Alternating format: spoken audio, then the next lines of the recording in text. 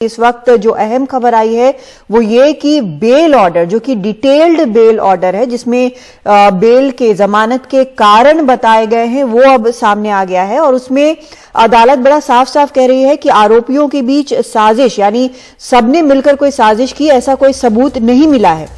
WhatsApp chat जिसके बारे में काफी कुछ कहा गया कि इसका ये मतलब है, इस शब्द का वो मतलब है, उसके बारे में भी यहां पर कोर्ट कह रहा है कि इसमें कुछ भी आपत्तिजनक नहीं है। और यह भी कहा गया कि अगर 3 लोग, आर्यन, मुनमुन और अरबाज, एक साथ क्रूज में सफर कर रहे थे तो यह भी किसी प्रकार के आरोप का आधार नहीं बनता है। सोहित से संपर्क हो गया है, हम वापस लौटते हैं। सोहित, जो भी आधार दिए गए थे यहां पर गिरफ्तारी के, साजिश के, उन सबको जमानत के आदेश में ही अदालत ने साफ तौर पर खारिज कर दिया है। जी बिल्कुल, जिस तरह से एनसीबी की ओर से कई सारी चीज़ें बार बार कही गई थी और लगभग 25 दिनों तक आर्यन खान हो या बाकी लोग हों, उन्होंने जेल में रखा था। तो जिस तरह से जमानत आई और जो बेल ऑर्डर कॉपी आई है उसमें कई सारी चीज़ें सामने आई है जिससे एनसीबी की ओर से जो कार्रवाई की गई उस पर सवाल उठने लगे हैं। कोई भी क्रिमिनल एविडेंस किसी भी आरोपी के खिलाफ नहीं मिला है। आर्यन खान की अगर बात करें तो कोई मटेरियल एविडेंस नहीं मिला है। व्हाट्सएप चैट का भी जो जिक्र हो रहा है उसका भी कहा गया है कि there is no material evidence to connect Aryan's WhatsApp chats. तो जो व्हाट्सएप चैट की बार बार बात की जा रही थी कि ड्रग्स के चैट्स मिले हैं, तो उसे भी सबूत के तौर पर अदालत ने नहीं माना।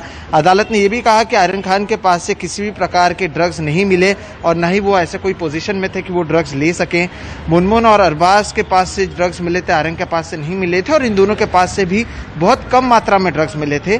और इन तीनों के बीच में जिस तरह से ये कहा जा रहा था कि एक बड़ी कॉन्स्पिरेसी है, इंटरनेशनल ड्रग ट्रैफिकिंग है, इस तरह की कई चीज़ें एनसीबी की ओर से लगातार कही जा रही थी। तो कहा गया कि इन दोनों के बीच में ना ही कोई कनेक्शन था, ना ही मुनमुन धनेचा कभी अरबाज खान या फिर माफ कीजिएगा अरबाज मोर्चेंट या आर्यन खान से कभी मिल चुकी है, और चैट्स पे भी कोई कॉन्स्पिरेसी नहीं निकल कर आया है। और किसी भी प्रकार के ऐसे हार्ड एविडेंस नहीं मिले हैं ये साबित करने के लिए कि एक तरह से ये एक बड़ा गुनाह होने वाला था। तो कहीं ना कहीं एनसीबी की ओर से जो बार बार दलीलें दी जा रही थी, मीडिया में कुछ लीक्स किए जा रहे थे, ये कहा जा रहा था कि इंटरनेशनल ड्रग रैकेट है, कई सारे चैट्स मिले हैं और लोगों के नाम सामने आ रहे हैं, किस तरह से इसे बड़ी इलीगल ड्रग ट्रैफिकिंग की एक कॉन्स्पिरेसी बताई जा रही थी। और इसके तहत ही बार बार आर्यन खान की वो कहीं ना कहीं कह रहे थे कि उनकी कस्टडी बढ़ाई जानी चाहिए। तो अदालत की जो ये कॉपी आई है उसमें ये सारी चीज़ों को गलत बताया गया है और इसलिए आर्यन खान को जमानत भी दी गई थी। तो अदालत की काफ़ी जो ये कॉपी आई है और जो अदालत का आदेश है वो काफ़ी महत्वपूर्ण इसलिए भी हो जाता है क्योंकि उससे एनसीबी की ओर से जो अब तक की जांच की गई है उसे कहीं ना कहीं उन्होंने ना के बराबर माना है। कोई भी ऐसे एविडेंस या ऐसे सबूत नहीं मिले हैं जिससे आर्यन खान को इस पूरे जो ड्रग ट्रैफिकिंग की बात की जा रही थी और बड़ी बात की जा रही थी कि इलिसिट ड्रग ट्रैफिकिंग है जहां पर इंटरनेशनल लिंक्स लगाए जा रहे थे, ऐसा कुछ नहीं मिल पाया है, ना ही उनके व्हाट्सएप से मिल पाया है।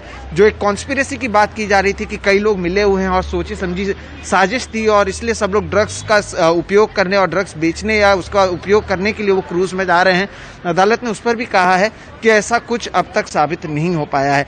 तो जो ऑर्डर कॉपी है इसे अगर हम पढ़ेंगे तो इससे कहीं ना कहीं एनसीबी की ओर से जो कार्रवाई की गई और जो दलीलें दी गई, कम से कम अदालत ने तो उसे सही नहीं माना है और इसीलिए ये एक वजह रही है कि आर्यन खान को उन्होंने जमानत दे दी थी। और अब जब ये ऑर्डर कॉपी सामने आई है तो इससे एनसीबी की जो ऑपरेशंस हैं और जिस तरह से उनकी ओर से कई दावे किए जा रहे थे उस पर सवाल उठने लगे हैं।